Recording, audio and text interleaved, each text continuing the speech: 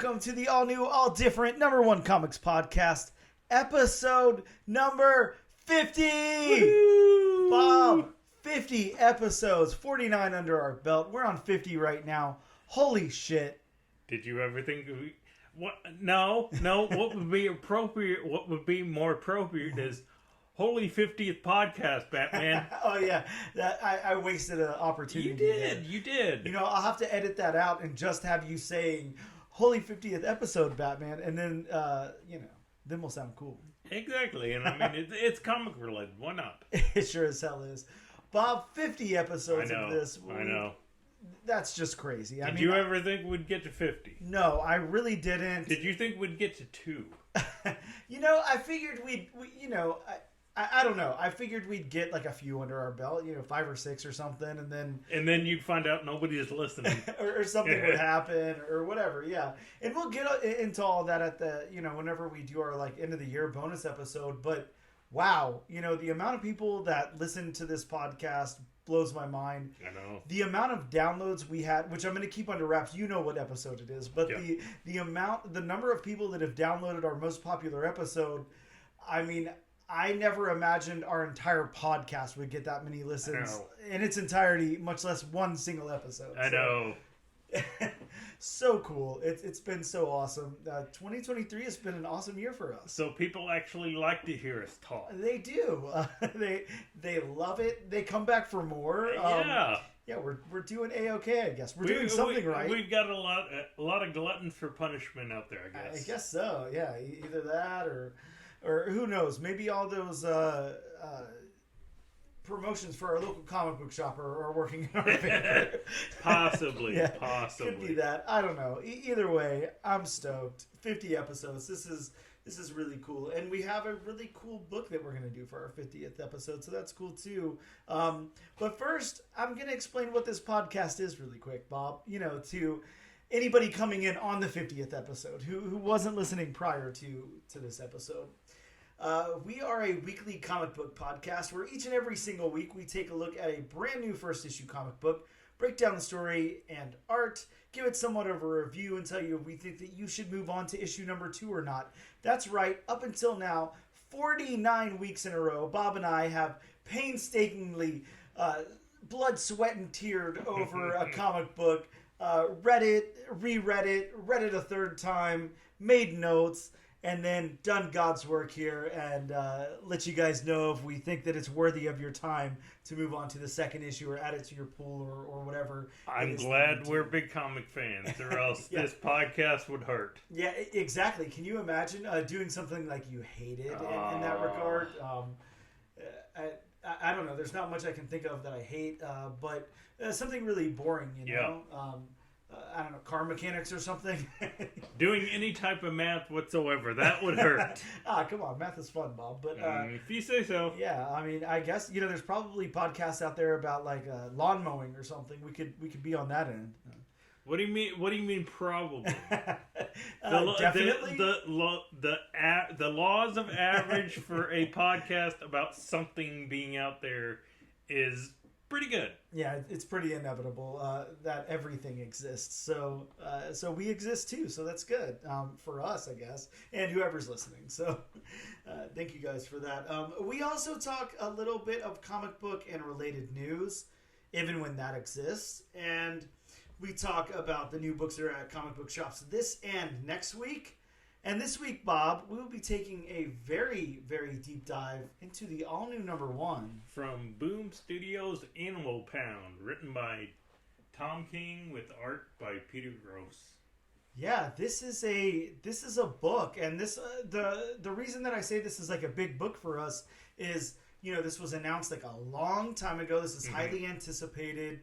This is like almost like a modern retelling of Animal Farm, if you're familiar with that book. Exactly. Yeah, so it's like I don't know, it's big source material. It's Tom King, which that's big. Long time Batman writer. Oh yeah, and I mean Batman, has a special appearance in this book, so that's pretty cool. Bat dog, bat dog. And yeah, I mean, this is a big book. I'm happy we get to do a Boom book on our 50th episode. That's really cool. We'll have to see what our final book of the year is, the publisher and writer and all of that, but we'll get into more of that later. We're going to take a quick break and we'll be back with some comic book news. And we are back with episode number 50 of the all-new, all-different number one comics podcast. Again, that is 50 episodes, Bob. I know. 50. It's still hard to believe. It's really hard to believe. I have to just keep saying it because I'm like, oh, holy shit, is this actually episode number 50? Have we done this 50 times? I know. I can't believe it. It's crazy. Let's get into the news segment, Bob. There's actually not a whole lot of news, but with that being said, the news that I have is kind of big news. I don't know. I didn't want to tell you ahead of time. I wanted it to be a surprise. So if you've already read this news, not going to be that exciting to you. If you've not read it, you're going to, I can't wait to see your eyes widen and your jaw drop on the floor if you haven't read it. So, Bob, I'm just going to say my headline and I'm going to see if you've read it or not based on that. Are we at the end of CGC? I have not read it. Okay. I was gonna say a moment of silence. I had to think about that, and I'm like, what the hell is he talking about? So there's some huge news out this week. Did they get bought again? No. Did Jay-Z sell? No, it's not bought.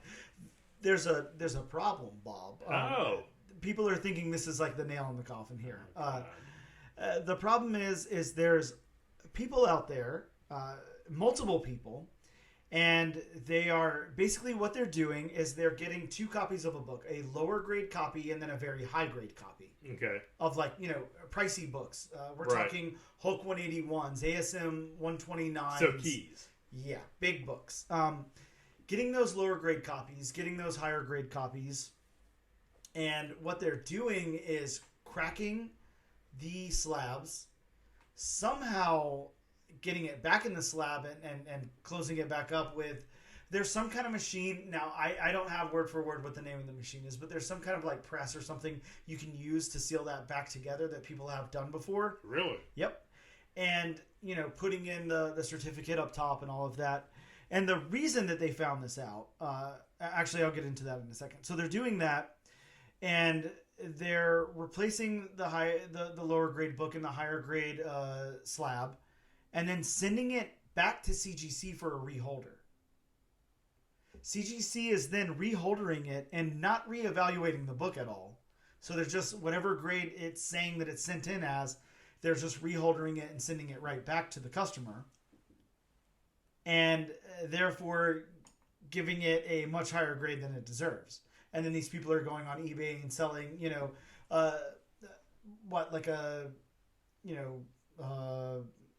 $4,000 copy of Incredible Hulk 181 for $7,000 or whatever, doing that kind of thing. And it was found out because somebody really started looking into it because they're like, that book doesn't look like it's that grade. Yeah. So they started looking at certificate numbers, and they're like, wait a second, that certificate number just sold a few months ago for $12,000. And so they're looking at the prices of the numbers. Yep, looking at everything. And Bob, pretty crazy. Wow. Not a good look for CGC at all. No, definitely, because over the years, CGC hasn't exactly had the best, press in the world, and there's been mistakes.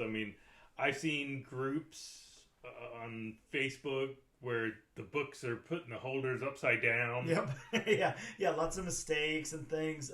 And I don't know how many people, take a look at a book and are like, how did it get this? That's too high, or that's too low. Oh yeah, definitely. There's so many times where I've heard, phrases like, it just depends on how the grader's night was the night before or something. Right. Did they... actually, a mutual friend that we both have that's a comic book shop owner, not our local comic book shop, but another comic book shop owner, made the comment to me one day, hey, if the guy got laid the night before, he's probably going to give you a high grade on his book. I've heard that too. I know that's a running joke in the graded comic book community, actually. Wow, that's definitely oh boy. I guess that's CBCS's gain. Yeah, I guess so. But yeah, I mean, what? How do you feel being somebody? I buy graded books, not a lot, but I'll buy a graded book versus sending it in myself. It's just, to me, it's such a hassle. I never really got into sending things into CGC. Like, I've done it just a handful of times, and while they all turned out great, I'm also very, very careful. I'm getting stuff, that was put out that week, making sure I didn't touch it, sending it in and getting a 9.8 or whatever. So I've never had any issues, and I've always agreed with the grading and everything. But it always seems to me, going through the hassle of getting a book graded, especially now, now you definitely get your book pressed before you grade it. Nobody just grades a book. No. Like I was, the first few times I did it. You definitely get it pressed. So you get it pressed, you get it graded, you're spending money on the pressing, on the grading, you're shipping. If you're anything like me, I can't deal with waiting for things to come in the mail. Like it drives me crazy. I'm like, so I hate that part too, but I don't use them often. I'll buy books that are already graded. Like I feel like that's worth the money to not deal with the hassle of just picking it up, whatever. And I already know what grade I'm getting and all of that. So does this change the game for you? And does having that reputation now, unless CGC comes out with a huge press statement saying, they've got a way to combat this or whatever. I mean, how would you feel hopping onto eBay or a similar site now and picking up an already, a graded book? You trust that? Well, I must say, especially with sites like eBay, I mean, you're always taking a chance because it's other people provide them pictures and the descriptions and, not everybody is honest. I mean, I'm just putting it out there. True. I mean, I'm sure this is something that everybody knew. It may change my mind a little bit about buying graded comics to begin with, because it'll always, now that I know this piece of news, it's always in the back of my mind of, okay, is this, the actual graded comic, or did it start out life as something lower? The good thing is, if and I don't mind sending my comics to CGC. I mean, sure. I have both of the comic shops I go to.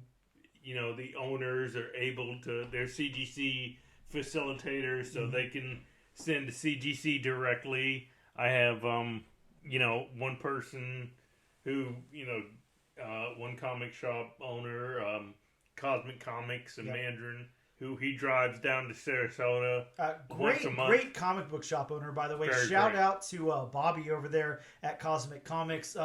Definitely, sorry to interrupt, but just to plug a little bit, we always plug our local shop, Gotham City Limit. But if you're in the market for back issues, Bobby literally has every single thing you're looking for in every single grade. So, and if he doesn't have it, he will find it. Yeah, but most likely he has it. But yeah, huge, awesome guy, great shop owner, really, really outstanding gentleman there, Bobby at Cosmic Comics. Sorry, Bob, carry on. No, you're good. So it may change my mind as far as buying graded comics, but I mean, I can always just buy raw ones. Yep. Get them pressed. Bobby has a great cleaning and pressing service that he uses. It's only like maybe $15 to $18. So I mean, it doesn't cost too much. Yep. Yeah, and then just fill out some CGC paperwork, get them sent down. The turnaround times have greatly improved from what they were.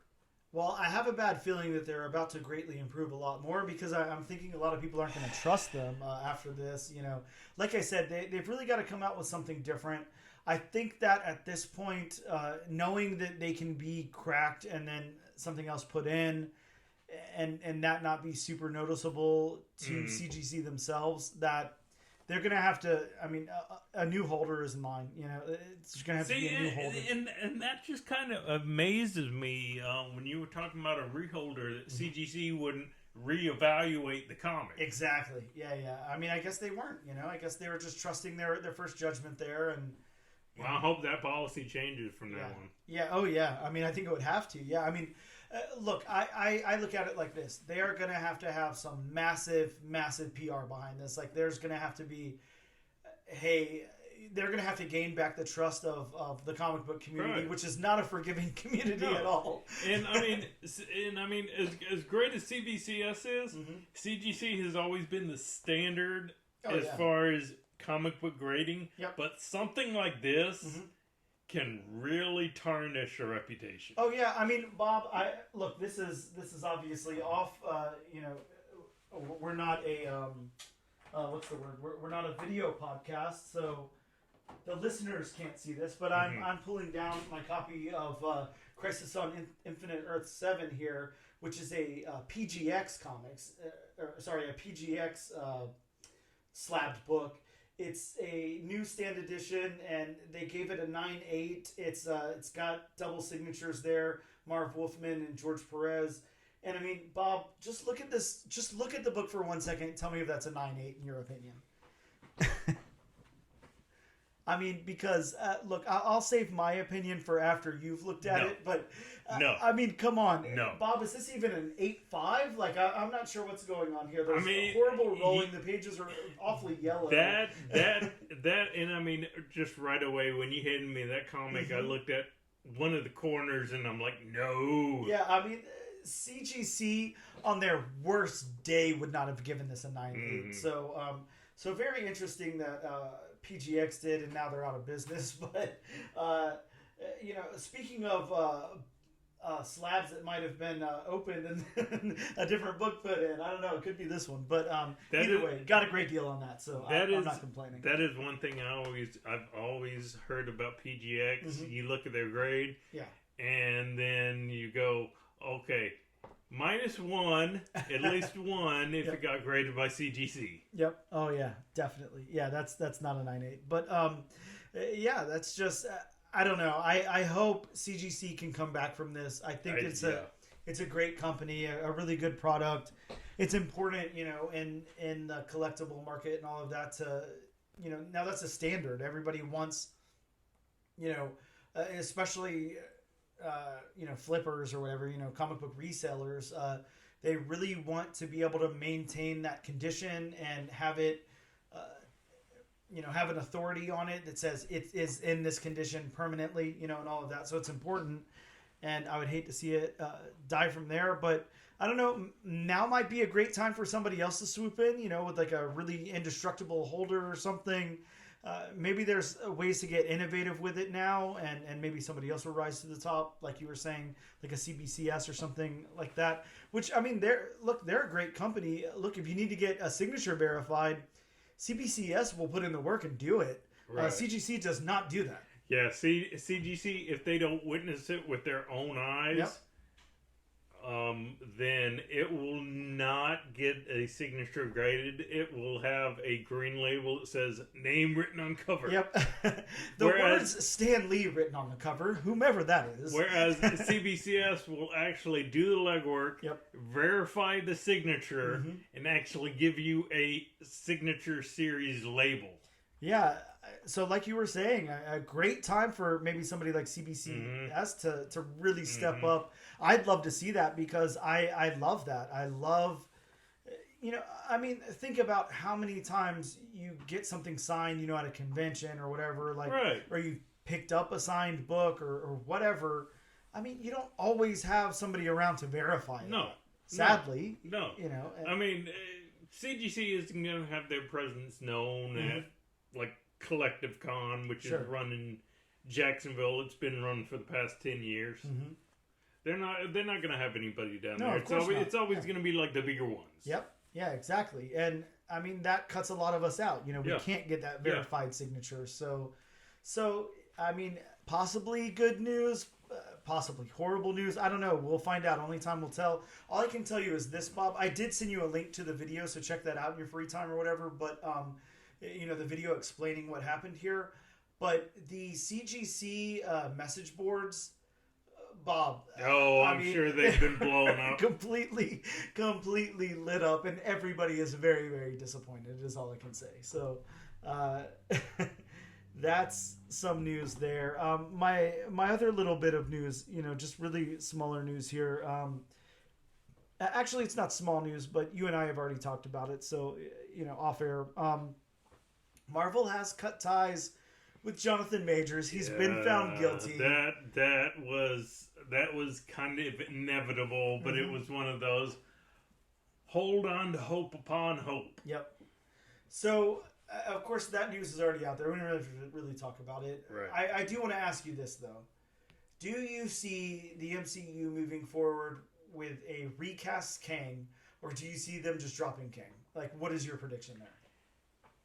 My prediction, what should happen? It'd be so easy to recast a character such as Kang. Oh, yeah. With all the variants. Exactly. Yep, I agree. Exactly.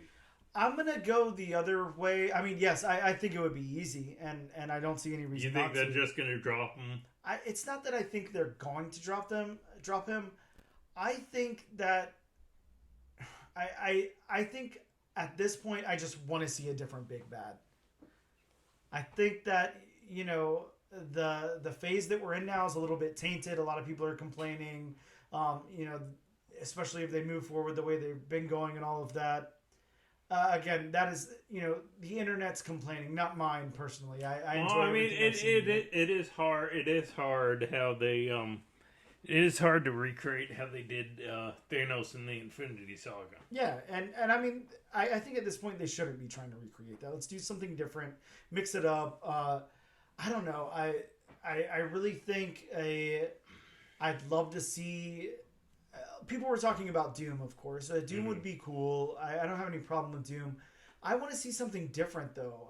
Mephisto or something. I think that would be a great big bad. You can have him kind of pop in and pop out, do different things here and there. Doesn't have to be that same Thanos level, in my opinion. Just let some dastardly things happen here and there, and let the person behind it be, somebody. I don't know. There's lots and lots of options. I'd love to see Mephisto. That's what I'm cheerleading for. Of course, that will not happen, but... they already have Saucer Baron Cohen, apparently. Oh, yeah, very true, very true. I didn't even think about that. Unfortunately. Yeah. I think he'd be okay. We'll see. Either way, that takes us out of the news, Bob, unless you have anything else you wanted to touch upon. I have nothing yet. Yeah. But besides those two little tidbits, it was a really light week. Yeah, light news week. We're going to take a quick break, and we'll be right back.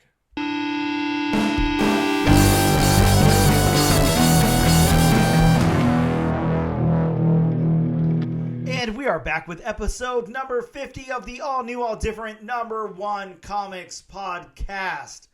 Bob, it's been 49 episodes, and here in this 50th episode, we learned that CGC is slipping. We learned that Jonathan Majors is slipping. We're talking about Tom King's book. There's lots and lots of stuff going on, but... with all this excitement, all of this stuff going on, we have another something that's going on. My phone does not want to refresh the app that we use to talk about the new books that dropped this week, but yours does. So we are going to have you. We're going to switch it up this time, Bob. Yeah. And you are going to talk about the books that came out this week. Yeah, this is going to be a change. Yeah, it'll be fun. So this week at your local comic shops, we have from DC Comics, we have Wonder Woman #4. Also from DC Comics, we have a book that Dan and I are still reading, Superman #9, which has a very awesome Christmas-inspired cover of Action Comics #1. Oh yes, I saw that one with the Santa Claus listing the sled. Yeah, very cool. We have, sticking with DC, we have Harley Quinn Black White Redder #6. That's a title. Yeah, it certainly is. We have Joker / Harley Quinn uncovered #1. Right, and this is like a reprinting of... Right, the reprint of sold out Joker and Harley Quinn covers, whatever sold out Joker and Harley Quinn covers. Yeah, whatever that might be. That's gonna be a big book. Going to Scout Comics, actually, we have Total Party Killer #1. I mean, I missed that one somehow. It's a mature dark fantasy about an adventuring intern whose first job is nothing but mayhem, mutilation, and murder, making her reconsider the job. The 3 M's. Whoa. Actually, sticking with Scout Comics again, we have The Maze Agency #1. I'm sorry, words are hard. I think I picked up a copy of this one. Yes. Yes, this is a 4th series of The Maze Agency. The previous series published in 2005. Wow, that's a long time between series. A very long time ago. You got a whole new generation between 2005 and 2023, right? That's Zoomers versus Sigma. How many volumes of The Punisher did we get in between then? Oh, wow. At least 30, right? Yes. Going back to DC, we have Batman / Superman, The World's Finest #22. Oh, is this that great book that has the first cameo appearance of some new characters? Multiple unknown, unnamed characters, nice. I'm sorry, every comic book has multiple unnamed first appearance characters. There's quite a few in this one we're doing today. Yes. We have from DC Comics, Nightwing #109, first appearance of Apex Ava. Okay. So not Apex Lex, Apex Ava. Ava this time, yes, please. Of course, from Boom Studios, the book we're reviewing today, Animal Pound #1. Hot damn. Yes. From Marvel Comics, they're making an appearance on this list. We have Star Wars Revelations #1. First appearance of Rosalind Grace, a bounty hunter. Is this a new bounty hunter, or is this just their first appearance in a comic? Or as far as I know, this is the new bounty hunter. Okay. But I haven't been up to date on the comics, so I can't say for 100% certainty. Sure. Again from Marvel, we have Spider-Boy #2.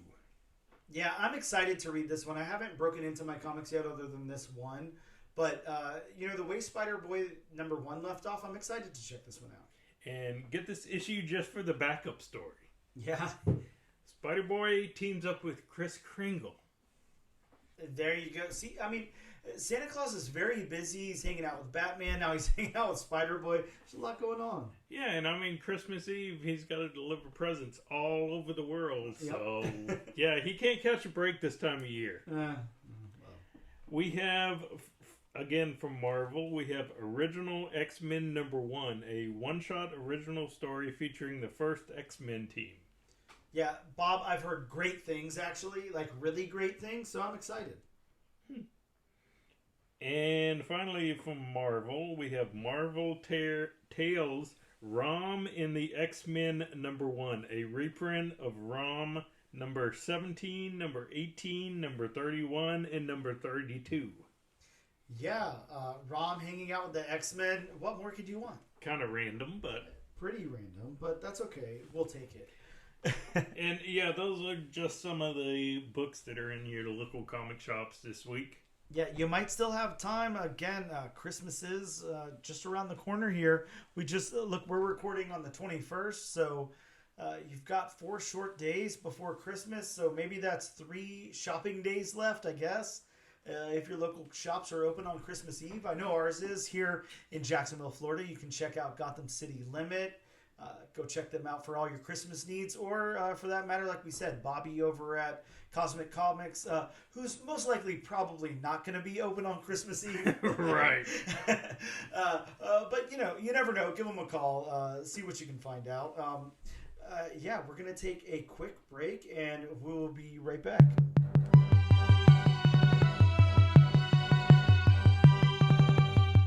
And we are back with episode number 50 of the all-new, all-different #1 Comics podcast.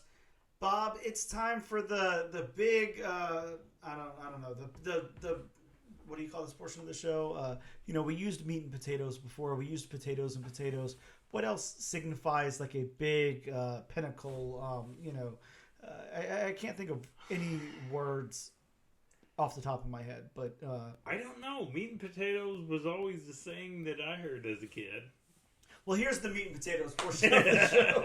Yeah, we'll try harder next year. Potatoes for Dan. Yes, potatoes and potatoes for me. Bob, we are about to talk about Boom Studios' all-new #1, Animal Pound. Written by Tom King, of course, art by Peter Gross. Bob, I mean, this has to be one of the first times that I can easily say the names of the artist and writer on the book. So, and it's funny you mentioned that, because when I was reading the book, I was thinking to myself, Dan will have no problem with these names. We'll have to stumble across trying to say them. So, what will we do, We'll find a way. Don't worry. I'm going to read the synopsis really quick from Boom's site. There you go. I'll stumble on that. The Boom site. Yes, the Boom site. When animals grow tired of being caged, killed, and sold off, it's only a matter of time before they've had enough. When an uprising puts a pound in control of the animals, they quickly find themselves as comrades united against everything that walks on two legs. But with this newfound power comes a sudden challenge. How best to lay the groundwork for this new democracy as they write their first constitution? Discover an epic graphic storytelling event from the celebrated New York Times best-selling Eisner Award-winning writer Tom King and New York Times best-selling Eisner Award-nominated artist Peter Gross. King and Gross collaborate for the first time ever to bring this endearing Orwellian allegory to life for the 21st century. Allegory, sorry. There you go. I messed up. Again, words are hard. Yeah, I made a new word, Bob. So allegory is the new word. You got the names right. Yes. Please, everybody use it in a sentence. It's the word of the day. Shouldn't it have been animocracy? I like that. That's good. Yeah, like a technocracy or a democracy a democracy, but with animals. Yeah. Animocracy. That's fun. Yeah, they wasted opportunity there, I guess. Yeah. See, I mean, let me come up with the names. Yeah, please let Bob come up with the names. I'm going to read my synopsis really quick, and then we'll go into the creators. My synopsis is: Animal Pound opens with a cat named Fifi as she tells her dog friend named Lucky that he's scheduled to be put down. Lucky then spends time telling Fifi his plan to have the cats and dogs unite and overthrow man. Years pass at the pound, and one day Fifi's new dog friend Titan tells Fifi that he's ready to execute the plan. Fifi then goes to the cats and gathers them and explains the plan. Finally, after carefully planning and explaining to everyone, Titan rams the man. Fifi begins unlocking all of the cages, and then a team of dogs run all the men off and wound one of the men. They drag him out of the pound, and Fifi paints the doors will remain open on the wall as all the animals gather around and chanting that they are all equal, except one cat named Raven, who is separated from the group, sees a crack the others did not see, and the book ends with a to be continued. So a really weird synopsis on my end. I know this book is different. Mm-hmm. It's narratively very, very different than most books that we cover. It is kind of written. I mean, we mentioned Animal Farm and all that. It's kind of written like novel-esque, I guess. From that perspective and everything, it's very different. So my synopsis there is different. Let's talk about the creators for just a brief second. Tom King. Huge Batman writer, wrote 1.5 million issues of Batman. Also wrote on Grayson, Mr. Miracle, The Vision over at Marvel, The Sheriff of Babylon, Strange Adventures, Danger Street, The Human Target, Love Everlasting, The Omega Men, Rorschach, Batman, Catwoman, Superman Giant, Heroes in Crisis, Supergirl World of Tomorrow, The Penguin, Superman Up in the Sky, Wonder Woman, currently on Wonder Woman. If you want to go back and check out Wonder Woman #1 that me and Bob covered with Tom King's writing there, you can check that out here on the pod. Also, Gotham City Year 1, Batman Killing Time, The Vision Director's Cut, Batman, I guess that's New 52 Batman, I don't know. Batman the Brave and the Bold, Detective Comics, Robin War, Superman Red and Blue, Nightwing, Futurama, the list goes on and on and on. Bob, I could be here forever just talking about Tom King's accomplishments. Let's talk about Peter Gross for a second. Peter Gross is an American comic book writer and artist. Looks like he was on Lucifer for quite a bit as the artist there. If you remember the series Lucifer from 2000 to 2006. Also on DC Comics, The Unwritten. He did quite a few issues of that. Books of Magic, Dr. Fate, The Unwritten Apocalypse, Doctor Strange, Sorcerer Supreme, The Dollhouse Family, Fables, Hellstorm, Prince of Lies, The Highest House, Testament, Zendra, The Books of Fairy, American Jesus, The New Messiah. That's the one I was kind of looking for, Bob. American Jesus. If you remember American Jesus, Peter Gross had a lot to do with that. And again, the list goes on and on and on for Peter Gross too. No need to get any more of that. Bob, let's get into our breakdown of this book. There's kind of a lot to talk about here. The story beats to start us off with. This one moves from, it all takes place in one location. First of all, let's say that.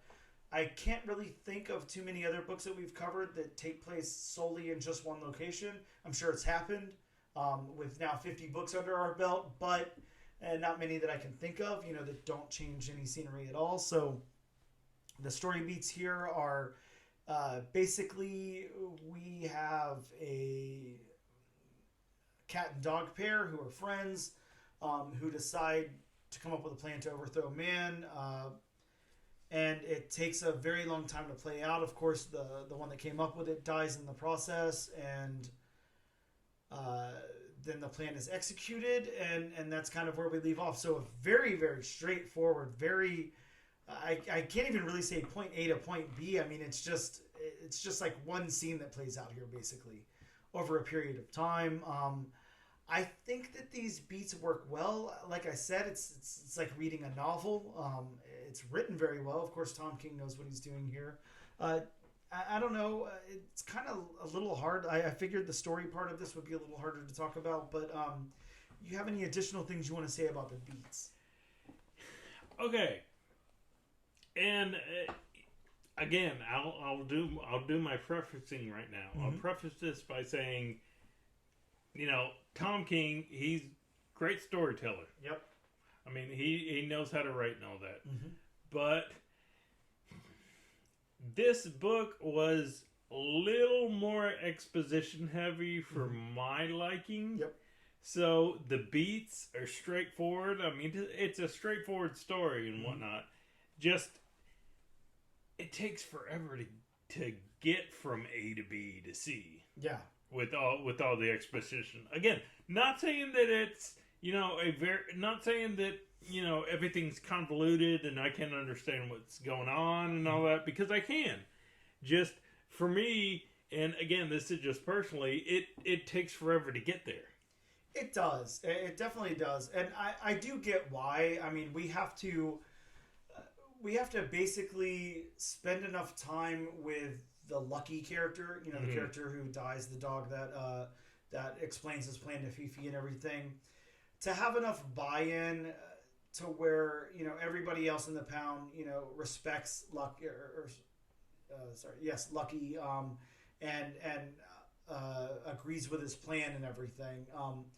So it seems like Lucky is this very outspoken dog, this very wise, intelligent dog who can get a lot of buy-in, who can gather people up and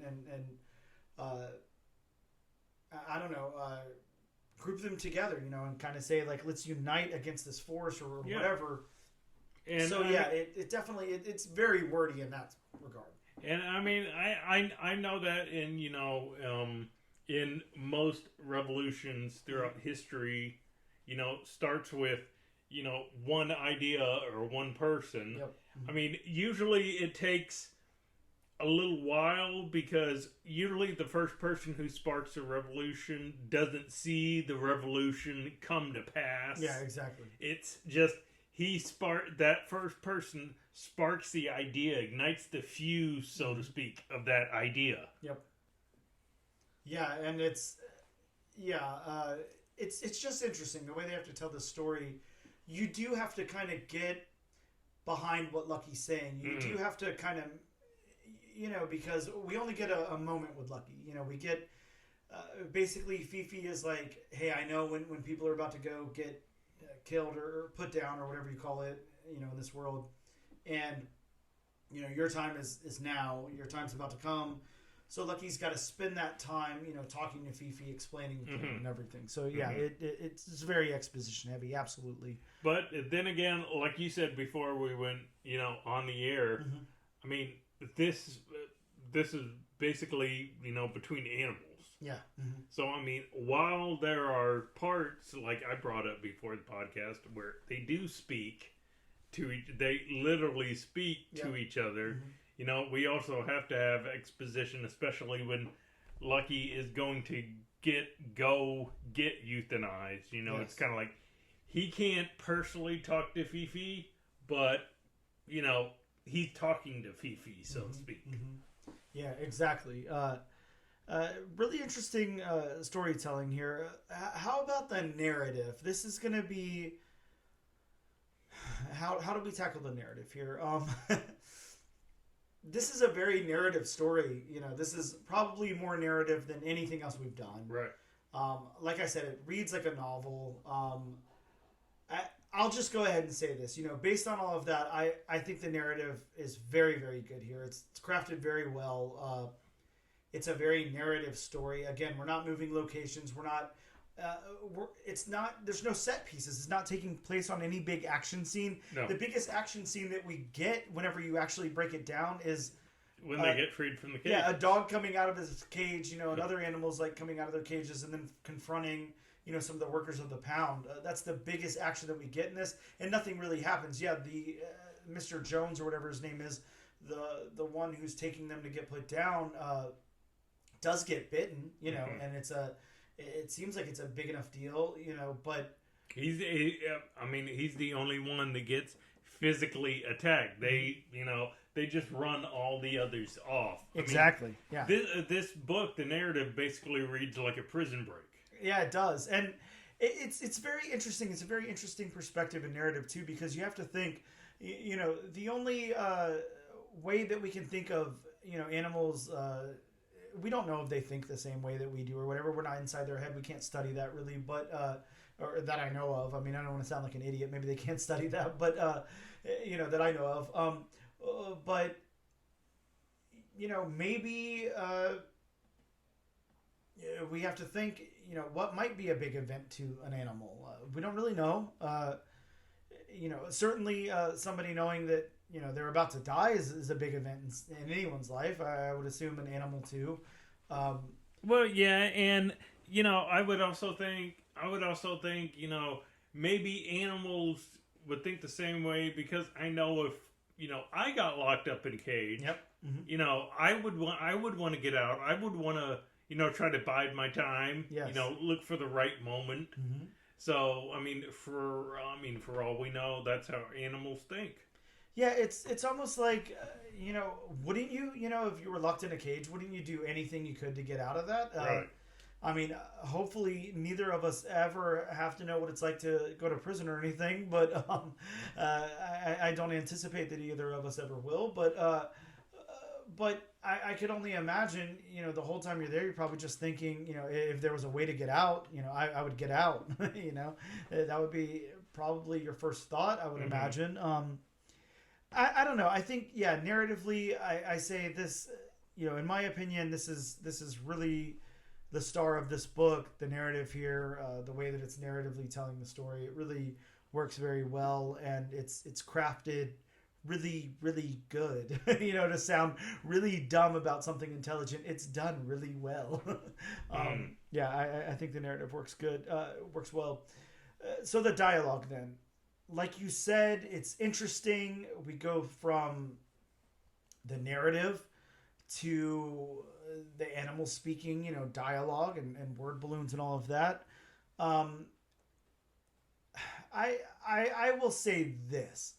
If there's one thing that I have to really critique this book on, it's going to be this part, the dialogue for me, because I feel like when I read something like Bob, you've read Animal Farm, I assume, or it's been a while. Okay, yeah, likewise. But I remember reading Animal Farm. Those animals have very unique voices. Each animal, represents something. They have unique voices. That's one way to put it. Yeah, I would say that sadly in this book, so far at least, it doesn't seem like anybody has that unique of a voice. It seems like they're all just animals talking. I'm not hearing anything that particular from one or the other. Now, I do get where they break it down and say in the dialogue itself that, cats are more like carefree and, all this and dogs or whatever. Like they kind of lay it out for you, but I'm not hearing that in their voices. Well, I mean, you can kind of pierce the veil, so to speak, on their personalities, because I mean, while we don't spend a whole lot of time with Lucky, I mean, Lucky just seems to be the I'm resigned to my fate, but I mean, I like it. I want it to be this way for animals of all kinds. I want them to be free, so please pass my story along. We get Fifi, who she seems like almost a mastermind. Yeah, sure. Almost, she comes up with the plan. She makes sure the plans, follow through. And, then we get Titan, who's the young idealist, upstart. Yeah, and you're right. I mean, they do have unique enough voices in that regard. I feel like I would have liked to see like a little bit more, maybe like, I don't know, maybe they could have their own slang. I don't know, something, but something to differentiate them. Right.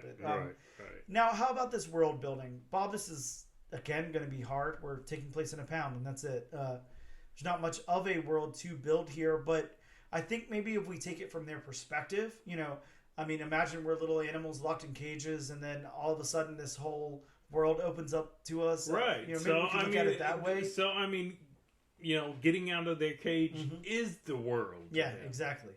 So they've just opened up this entire world, right? That didn't really exist to them before. Right. Even you see it in some of the panels there where the dogs and cats are separated. They have like separate rooms or whatever. Maybe for them to intersect in different ways, and then we bring in the rabbits and everything. Also, maybe this world is very fleshed out for them. For us, it's just a peek inside of one small building, but the larger picture, the smaller picture, however I'm supposed to word that, is coming from a completely different perspective. So. Yeah, I second that. I think the world building works for the context that it's in. Absolutely. It's not like some huge thriving world that we're seeing, but again, we've got to take that step back and look at it as if we're, imagine that, we're dogs or cats or rabbits locked up in this pound too, and this world has been opened up to us. So let's go over to the art. Bob, we've got Peter Gross here on art. Of course, Peter has some great accolades with his name there, and it's first time teaming up with Tom King. So how did you feel about this art? We've got the characters first and foremost. We've got all these dogs and cats and rabbits and a couple of humans. So go. What do you think about the character art? I like the art, especially on the animals, because it just I've got it open to a page of Fifi looking through the hole she's made between the wall between the cat side and the dog side, and I mean, just by the eyes alone, just how the eyes are drawn and the face is drawn, you just get so much emotion, so much sadness. Yeah, I agree. And to point that out, for anybody who hasn't read the book yet, that's kind of what's going on here. This is like the catalyst for everything, I guess. Catalyst, haha, joke. But, for everything is somehow Fifi has like tunneled a hole in the wall. So the dogs and cats are supposed to be very separated, but somehow Fifi has got this little hole that peeks into Lucky's not room. What do you call that? Cell. Cage. Sure. Yeah. Cage. Okay. Cage. Yeah. The goes into Lucky's cage enough just to kind of fit her head through, and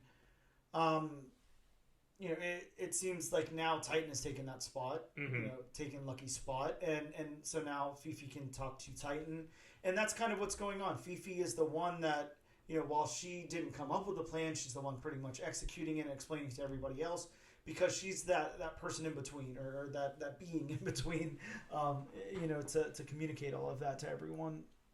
And going into Bob, how about the backgrounds? You've got it open to a page now where I'm seeing basically one background. There's not much there. How do we feel about the backgrounds on this book? I want to let you lead with that. You're the big background guy. I'll let you lead with it, and then I'll say my piece. Yeah, I'm the backgrounds in a lot of panels are kind of minimalistic. Yes. You just get that shaded background. Mm-hmm. But I mean, when you do get panels, like I've got it open to one where there's a panel of all the cages and all that. I mean, you basically see. You don't see the wording on the charts on the cages, but I mean, you see the you see all the detail in the cages, the bars, the padlocks, and then you see all the detailing in the animals that are in those cages. So, to me, I can't necessarily say these are the most detailed backgrounds I've ever seen. Sure. Because they're not especially in all the books that we've done, but to me in a book like this, they work. Yeah, I agree with you. I like this art style because it's a little bit gritty. It's realistic, and it looks good. Like I really appreciate this art style quite a bit. It looks really nice. But a lot of it is close-ups on animals' faces and stuff like that. That's mainly what's going on in the book. Again, there's little action here because it's mainly narrative that's going on. You're mainly reading this comic versus looking at it. But what there is to look at there is, it looks great. Like, it looks wonderful. But yes, I think that Peter is very good at his job, and I think that whenever Peter needs to include a background, he's got no problem completely fleshing out that background and doing a lot with it and doing that nice gritty artwork that works well from this perspective, that ground level of an animal and everything.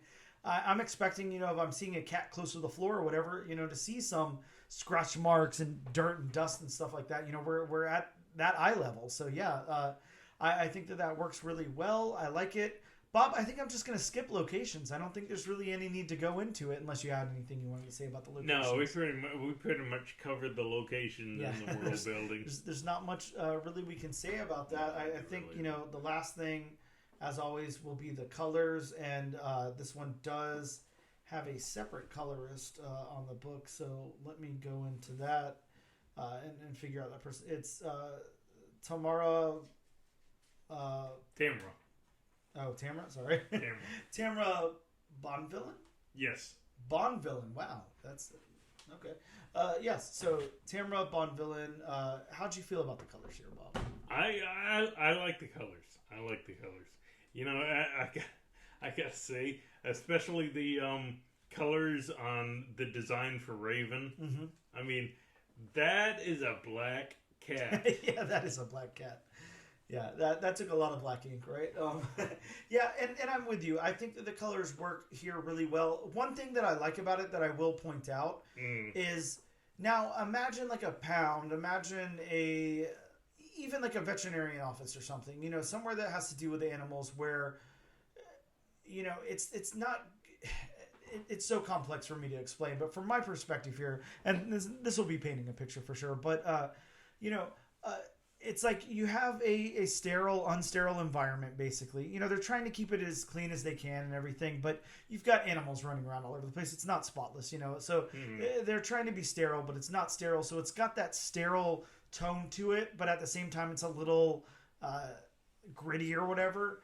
You've got those fluorescent lights everywhere that are magnifying that, you know, and making this palette, you know, this color palette. Yeah, and I think the decision to use a little more muted color was a very good decision.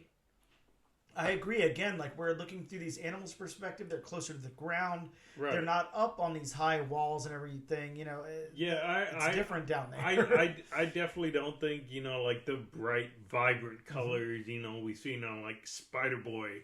I don't think any of that would work. No, I agree with you. I mean, Alex Ross could not illustrate and then color this book, but I don't know if Alex Ross even colors his own stuff. But yeah, I'm with you. The tones work really good here. Bob, that brings us to our, you know, important question. And I don't know if you want to go first, you want me to go first, if you want to flip a coin, but is this enough to pull you into issue number 2? Do you suggest that our listeners check out the second issue of this book? I think I will go on to issue number 2. You know, I kind of want to see where this book is going. Yeah. You know, I mean, we didn't get a whole lot revealed in the first issue. Sure. And I kind of want to see where it's going. You know, I want to see if Raven is right and the dogs are going to revert back to their more basic instincts. So, I would recommend going on to issue 2 in this book. Yeah, I'm with you. I really want to know what's going to happen here because, you know, whereas something like Animal Farm, you know, started this way and then branched out in a different way, I can't see this sticking to like the Animal Farm type of thing. I can't see it being as violent as Animal Farm. Sure, I think it might be something a little different, but I mean, you think about it like this: you have these animals in this pound. Are they planning on staying in this pound forever? You know, are they planning on leaving the pound? I mean, certainly someone can easily get into the pound. So, and if they couldn't, they could just knock it down or whatever. I mean, it's not, you know, there's flaws in that. So something else has to happen here, I think. But I'm intrigued. I want to know what's going to happen. And to tell you the truth, I like these kinds of stories. You know, think about, you know, something with like an animal narrative, a Homeward Bound, you know, Animal Farm, you know, things like that, whatever. They're very interesting to me because that's something that I you know, I like to think about. You know, I'm close with my pets. I have quite a few pets. I got 2 dogs, 2 cats, and a rabbit. So, you know, this book is made for me already. But, you know, it's always interesting to think what my pet's perspective on something might be or whatever, how they might feel, you know. Sometimes you feel like you're doing a really good thing by, you know, taking them on a walk, giving them a treat and whatever, and then they're like, well, this asshole didn't even remember to fill my water bowl, you know, or whatever. You know, so yeah, it is a cool perspective that I like to think about and explore a little bit whenever it's out there. I think this is written really well. I'll give it that. And they acknowledge and make it a point of the book, you know, at the end of the book here where Raven, you know, sees some cracks and what's going on and doesn't really want to be a part of it. So we know that something's going to start falling apart somewhere. You know, we know that there's going to be conflict introduced between this group, at least. And I want to see how that plays out. I really like the art. I think that it's a really good art. There's honestly not anything bad I can say about the art other than, and this isn't a bad thing at all, and I cannot remember the artist's name who was on Marvel Unleashed. Oh, it was the artist we covered. It was Jesus Hervas, right? Okay. I will say when I really think about it, look, I love this art. Peter Gross did a great job. It's very, very good.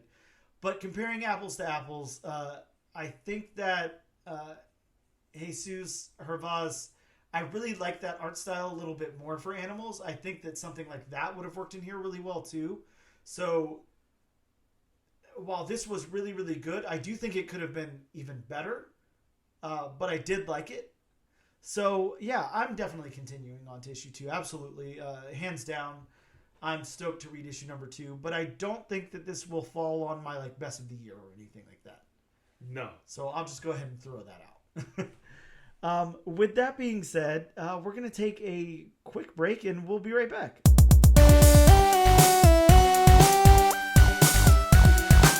And we are back with episode number 50 of the all-new, all-different #1 Comics Podcast. Bob, we're here to tell them about some books that are coming out next week.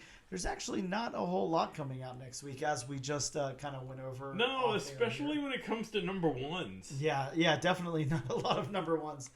We maybe have like 3 of them, if that. But yeah, not a whole lot to talk about. But we're going to hit them with some anyways. But before we do that, Bob, it's disclaimer time. As always. Please, I'm begging the community. Please make music. Yeah, one of you out there can make a disclaimer time with Bob bumper. I know you can. Make it your New Year's resolution to get it to us. I'm not talented enough to do it myself. So, just throwing it out there. But as always, this is just right off of one source, and these are just a few of the books that are coming out next week. So please, if you want a more in-depth list, please look elsewhere. Call your local comic shop. Ask them to read you everything that's coming out, all the solicitations, yes, everything like that. Make sure you use please, or else they'll probably kick you out of their shop. Look, I mean, I don't think it's above anybody to crack open that issue of previews and sit there on the phone with you and read page by page. You know, tell you what's coming out, read the synopsis, tell you the artist, writer, all of that. You know, they're comic book shops owners. You know, they wanna sell comics. So if they want to sell a comic book, then they can spend some damn time on the phone with you and explain what is happening in each issue. So, you know, if you're in Jacksonville, Florida, like Bob and I, hit up Gotham City Limit, call Ben, call Jonathan, call Ian, and let them know that you want them to read you every page of previews. They should have no problem doing it. Tell them Bob sent you. But make sure you ask nicely. Yeah, just say please. That's all that matters. Yes. Please goes a long way, kids. Yes. So, to start out the list, from DC Comics, we have Flash #4. Bob, this one has the first appearance of the Resident, an entity in the gallery. Whatever the gallery is. Yeah, I don't know. I haven't read a Flash book in probably 20 years, exactly. So. I haven't read Flash since, what was it? New 52, yep. Whatever was before that. Oh, sure.